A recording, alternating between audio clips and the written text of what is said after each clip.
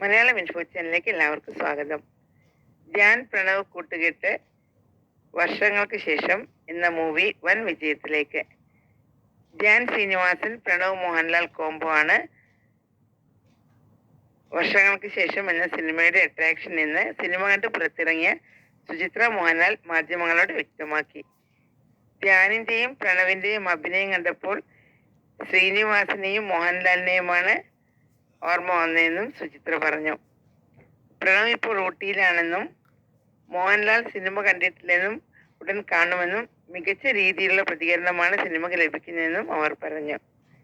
Dhyan Pranav combo വർക്കൗട്ടായെന്നും Nivin Pauly അതിന് മാറ്റുകൂട്ടിയെന്നും ധ്യാൻ ചിലയിടത്തൊക്കെ ശരിക്കും ശ്രീനിവാസനെ പോലെ തന്നെ തോന്നിയെന്നും സുചിത്ര കൂട്ടിച്ചേർത്തു.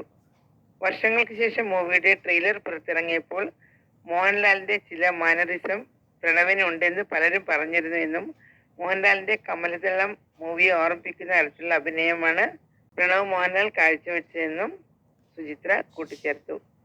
ഇതുപോലുള്ള വാർത്തകൾ അറിയാൻ മലയാളം ഇൻഫോ ചാനൽ സബ്സ്ക്രൈബ് ചെയ്യൂ. നന്ദി, നമസ്കാരം.